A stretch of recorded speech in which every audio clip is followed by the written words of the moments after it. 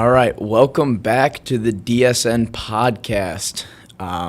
We took a little bit of a break for spring break, but we're here. March Madness is officially here. Oh, yeah. We had a great 4 days of the first two rounds of the tournament. I'm here with Nick Abel and Coach Kent Williams. How are you guys doing today? Doing great. Yeah. Thanks for having me on. I think it's the best month of sports for a reason.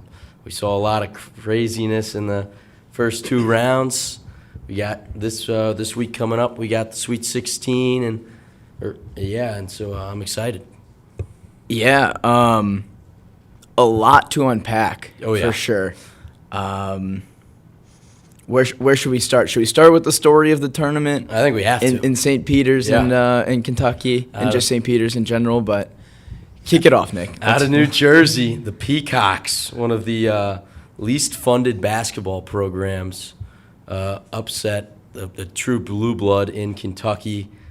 And then they didn't stop there. They took down they just dominated the entire state, beating Murray State, who's also out of Kentucky, in the round of 32. So they're moving on, and they're going to have a tough matchup against the Purdue team, who has played really well and has Jaden Ivey, who's going to be probably a top 5 pick next year. Edey down low is a physical specimen. So it should be exciting. Purdue to me looks like one of those teams that they're so well rounded. I think they can shoot. They have great guard play, but they also they have some big men that are great on the low block and in the paint. What do you see, Coach? Yeah, it's going to be a really interesting matchup for St. Peter's to see how they adapt to the size of Purdue. I mean, Edey's 7'4" inside.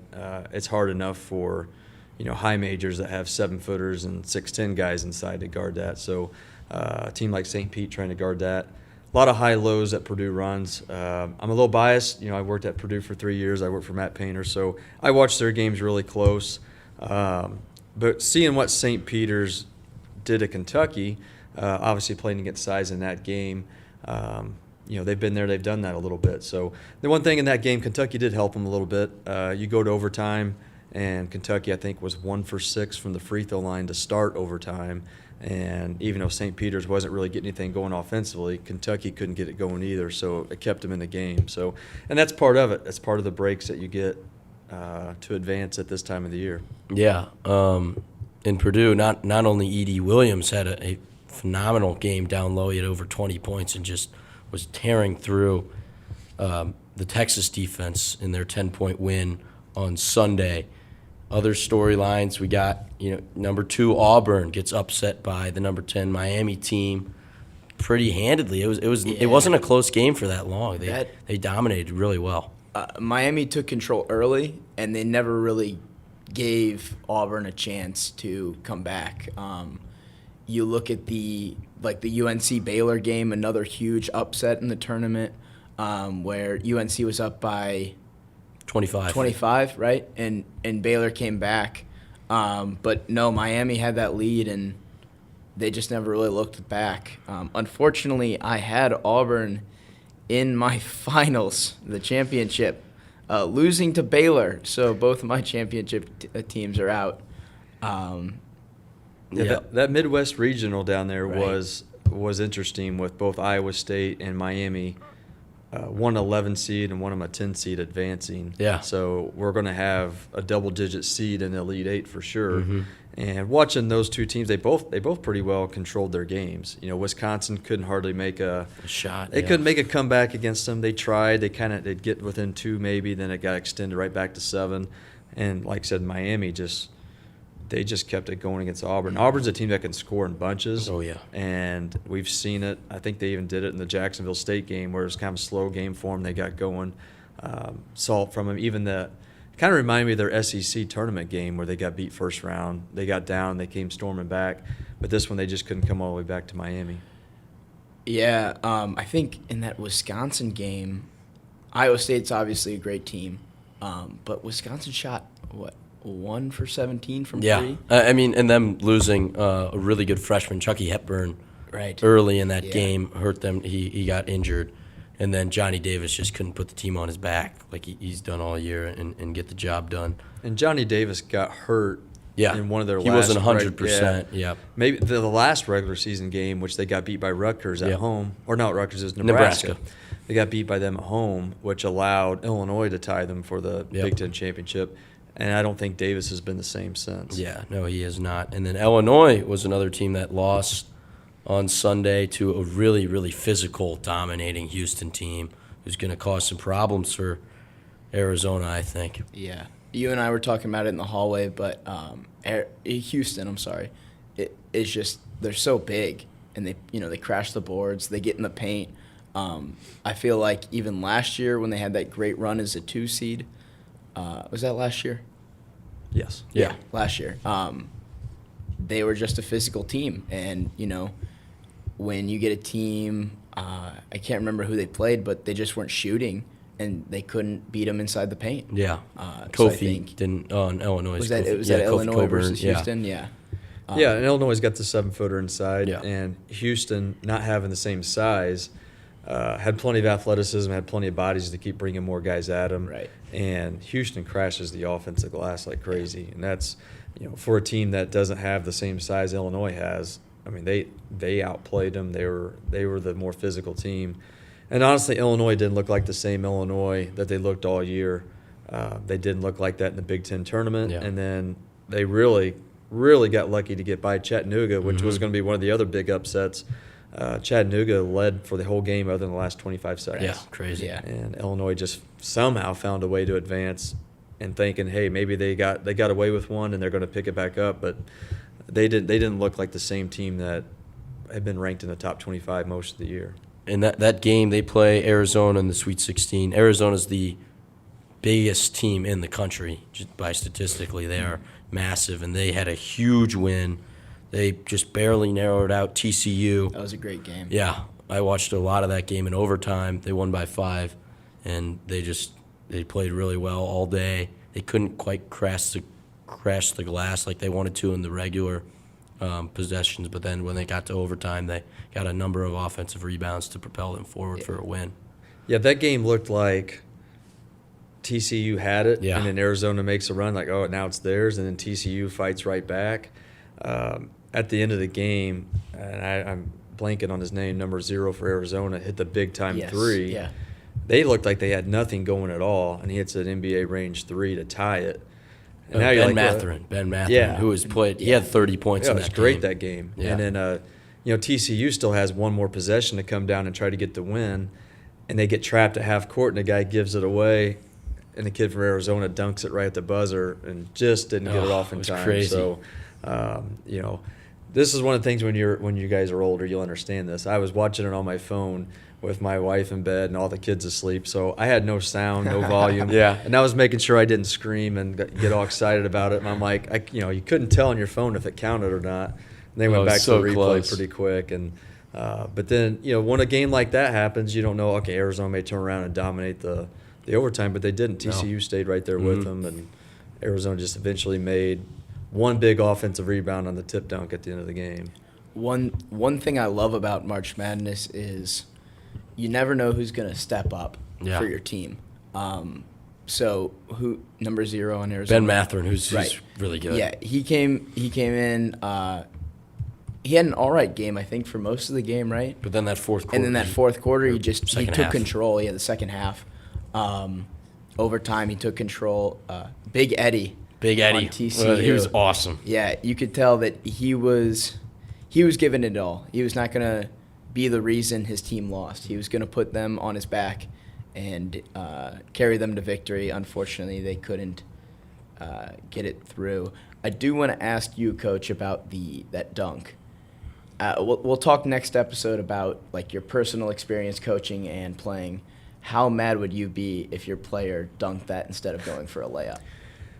I thought about that when I was watching the play happen. I wouldn't be mad at all. I mean, you're racing the clock. Right. And we're talking about 0.2 seconds, 0.1. I mean, it wasn't by much. So in live time, you watch Yeah, that. so You're just trying to close. get to the rim. Even if he finger rolls it and takes off, now you change your hand and the ball's on the backside of it. I don't know if it's even that much faster. It's Right. kind of like one of those things, do you slide at first base or do you run through it? I don't know. I mean, I thought he went pretty hard. It wasn't like he stutter stepped and Yeah. took his time. I mean, he exploded right to the rim. I mean, the only thing you can say do is maybe just stop and shoot it. But that's really not in that guy's game as much either. So, Yeah. I mean, when you're talking about just missing it by, Point split two, second, yeah, 0.2, 0.3 seconds. Yeah. No, I mean, I have no issues with that at all. Yeah, I was thinking about it. I was like, imagine if they lost that game. How bad does that kid That's feel? that's gonna live Awful. in his head forever. As I just needed to do just a finger roll layup, Or just a shot. or yeah, from a or 5-foot pull up floater. from yeah. Yeah, I mean, it wasn't like he made a mistake. Yeah, right, no. right. Where no. there's some games, let's go back to the NBA Finals with the Cavaliers and Lakers, and the guy, J.R. Smith. J.R. Smith pulls the ball out. That's a mistake. right, right. That one, this kid was going hard, Mm-hmm. full tilt to the rim, just didn't quite beat the clock. Yeah, That's and, all. and especially at that high level, a dunk is a guaranteed basket. Yeah. So I totally understand that. And I don't know, even as he jumped up in the air, even if he just would have laid it in and it would have left his fingertips, I don't know. It's close. It was really it was close. really close. You could sit yeah. there and watch that all day and try to Great figure call it out. by the refs, though. They had it on the floor. Yeah, they called it no yeah. basket Yeah. in real time, which was impressive. Yeah. Some other big storylines. Coach K's last tournament, and Yeah. they advanced. They really pulled away at the end against Michigan State, Duke, but that was a close game all the way through. They're going to have a real challenge in a Texas Tech team that is very talented, and that should be really fun. I think a lot of people have been looking forward to that one. When I was watching the Duke game, I couldn't help but to think, with 5 minutes to go, Michigan State had a 5-point lead. At what point does Coach K say, does it go into his head and say, this could be my last game? Yeah. Right. Obviously walking into it, it's the tournament. Hey, this could be my last game. We could get beat. It's over. I'm done. But then when it comes down to that time, it's like, hey, the decisions that we make in these next few minutes might be the difference in my Yeah. career being over or keep going. So, as a coach, I think about things like that. Yeah. So. Totally. And I think that's probably on all the players' minds as Oh, well. yeah. It's like you have such a legendary and the most winningest coach in Duke history, college basketball history. Yeah. Is that true? Yeah. Yeah. And here you are playing for him in his last ever March Madness tournament. Yep. You don't want to let him down. So the pressure's got to be huge for those guys. And we but- saw that a little bit at his last game at Cameron Indoor Right. when they got just annihilated by UNC, who's done great in the tournament. But I think when when Coach K probably doesn't want to put too much pressure on the guys already being in March, and Right. it's a lot of their last games, and a very talented Duke team with Paolo, who's going to be a real NBA superstar. At least he's projected to be. But yeah, there's obviously a little bit of intensified pressure. Well, and Coach K doesn't know if he's got that job or not. He Yeah. had a job interview, and they didn't tell him at the end of it if he had or not. I don't know if you guys saw the commercial or Yeah. not. I thought that was funny. Yeah. Yeah. One team that we haven't talked about yet, Gonzaga. Oh yeah. I feel like obviously they're a 1 seed, one of the favorites to win the tournament. They usually always are. It's their 7th straight appearance to the Sweet 16. Drew Timmy's been playing well. Yeah. I don't think he's the star player that some Chet. of these other teams have. Chet Holmgren, He's the man. the freshman out of Lake Minnetonka In Minnesota? in yeah, Minnesota. he's a Minnesota school. Yeah, I the know Minnesota for sure. school. 7'6". He's I like maybe not that tall. 7-footer. He's Yeah, at least. At least. Yeah. One thing that's really surprised me about him is he's a big who can shoot, yeah. which is always kind of a rarity. But he's a really skinny kid. Yeah. And I've been really impressed with his defense against the bigger, Stronger. stronger centers. Yeah. Mm-hmm. Some of these guys are also 6'10", 7 feet, and they have 70 more pounds on them. And I think he's been an incredible shot blocker, or just altering the shot. I think his defense has really improved. Yeah. And it's been fun to watch that team. And that Memphis game they played was neck and neck. It was 4-point Right. game. I mean, it was one of the best games of the tournament for sure. That team is just really talented, and it's going to be tough for anybody to stop. Yeah. Well, and what I think is good for Gonzaga is they had a tough game like that. And really in their Georgia State's not a typical 16 seed. You guys may not know much about them, but they've had some teams in the past that made some pushes in the tournament. And for them to be a 16 seed, I thought was a little bit of a shock. And to play the top overall seed in Gonzaga. Yeah. So that was not an easy game from the start. And then Memphis being a tough game in the second round, I think it's great for you to get back to practice for a few days before you go into the Sweet 16. You've been challenged. And one thing Gonzaga does too, we talk about their height and their guys inside, but man, they play fast. They get the ball out and they go. Their guards get it up the floor quick, and they know they can get quick shots, and if they miss it, they got size coming in to get the rebounds, crashing the glass. But they get up and go pretty quick. Yeah, them and St. Peter's are the two Jesuit schools that are made the Sweet 16, so nice little shout out there. They got a tough matchup again in an Arkansas team, which just competes through and through. They had a nice win over the 12 seed New Mexico State in the last one. That was just a defensive battle, 53-48. Yeah. Arkansas is a really good team that'll give Gonzaga a fight for sure in the Sweet 16 game. The other team we haven't really talked about was pretty high profile. Villanova is as a 2 seed, kind of a little bit less talked about going into the tournament. But they've played some really good basketball and beat a tough Ohio State team by 10. It was right there. They made a nice run at the end to put them up 10. But one of the best free throw shooting teams in the tournament, which always is important coming down the stretch. I believe they're shooting 85% from the line, which is huge, obviously, in the end-of-game situations. Yeah, the one thing about Jay Wright's Villanova teams is they don't beat themselves. No. Right. Like you said, they make free throws. They talked about how many times they jump stop and land on 2 feet, and they don't give up charges. They don't fly in the lane wild and out of control. They do jump stop passes. They knock down shots. They don't turn the ball over.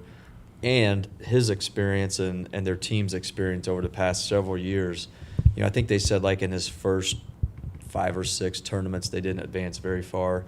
And now ever since, they've been getting to the Sweet 16 and beyond.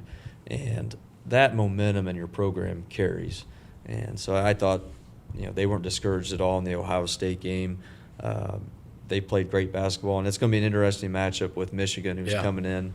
And obviously a very interesting situation there where Juwan Howard didn't coach their last 5 games, and then all of a sudden it's postseason, and he's coaching, and now they've won. They won the play-in game and then move on and win 2 more games. Yeah, so. Which is something you are attuned to. We'll talk again in that next podcast. But yeah, the Michigan team beat that was one of the better games we saw too. Them versus Tennessee was battled down to the wire. 3 seed Tennessee upset from the 11 seed Michigan, who came in a little bit hot at the end of the season, which was a nice show for Juwan Howard's team. Yeah. Michigan's been pretty hot. They were also the underdog for the Colorado State game. Who was a 6 seed, and they were an 11, and I think they took care of Colorado State pretty handedly. And then to beat Tennessee, I think that they have some momentum, and it should be that's probably my favorite game that I'm looking forward to, other than maybe the Duke Texas Tech game. There's an interesting stat that was out there. I saw it in one of the games, and it talked about, or maybe it was on Selection Show Sunday, but it talked about the teams that are in a play-in game. The teams that advanced from there have advanced to the Sweet 16 in 5 or 6 straight years. So pretty crazy. One of those teams that's playing in Dayton on that play-in game has got a shot. Yeah. Obviously, in the past 5 or 6 years, it's proven to be true. So maybe they get some momentum and they keep it going. So yeah, Notre Dame was right there too. They would have been the second team in the tournament to do that. All right, well, let's look ahead a little bit. You don't want to talk about the Baylor North Carolina game? Oh, do we? Yeah, we probably should, because that was might have been the game of the day. Yeah, I mean, it was 25. They were up by 25 at the start of maybe a couple minutes into the second half, and then Caleb Love fouls out, but he fouled out later in the game. But after, it was the flagrant 2 that Mayhew got, that was an elbow to the face on a rebound. He got ejected right after that call. And from there, it's just a slippery slope for North Carolina, who gave up that lead all the way down until the last minute. And Baylor came back, forced an overtime, and then couldn't pull through. It was just a wild, wild finish. Yeah, you could see North Carolina panic. You could see them change their style. Once Baylor started pressing, they didn't really look to score. The few times they broke the press, they got a layup out of it. But most of the time they broke the press, they were going to the corners just to get the ball across and just to pick it up and allow them to trap you again and then make a pass. The guys weren't looking at the rim at all. So Baylor recognized that. They sniffed it out, and then they just started attacking. I do think Baylor got away with quite a few fouls. Yeah. I mean, they were being really physical, but you're going to try to do whatever you got to do to get back in the game. And I thought some of the calls the refs made played into the momentum of what was happening in the game as well, which I didn't have a rooting favorite. I'm just sitting there watching and felt like every call that happens, like, oh, that's going to go against Carolina. Yeah. And sure enough, it did. Yeah. So. All right, any other comments on some of the Sweet 16 games or first two rounds that we saw? We can move on a little bit to Final Four predictions and who we think is going to come out on top. I do want to talk about did you guys see the LSU block against Iowa State? No. I wish we had video, but Yes. He like you know what a windmill dunk looks like, Yeah. right, Nick? Yeah. He like does that motion to slam the ball off of the backboard. It was a LeBron James come from behind block. Yeah. And Ivy had And one of he- those too. That was yeah. crazy. But this guy jumped in the air. He hung in the air and just Yeah. waited with his hand down by his waist. And then when he saw it coming, just windmilled it up and smacked it off the glass. He tracked it down from, I think the other side of the court, Yeah. if not half at the minimum. But it was a wild chase down block. I just watched it. Yeah. Yeah, that you is, just pulled it up. yeah. It's one of the most athletic Yeah, blocks no from doubt. a guard There's no you'll doubt. ever see. Yeah, that's a crazy. We saw a couple of those. Jabari Smith, with the Auburn, who's going to go top 5, he had a posterizer dunk in the first round, and in the second round he went up to try and block a ball and just got annihilated. So it's returned the favor. I appreciated that. So yeah, Final Four predictions. So everybody's bracket's busted, I think. I lost 2 of my Final Four teams in Kentucky and Auburn. My championship game is still alive. I'm hoping for Gonzaga and Villanova. But, yeah, I mean, I could see it going a number of ways.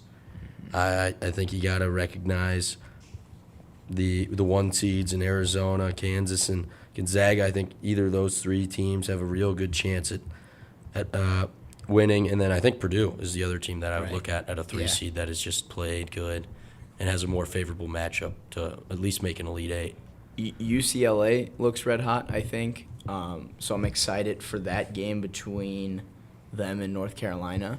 But I think ultimately Purdue is the best team right now coming out of the East. Yeah. But also, you talked about Kansas.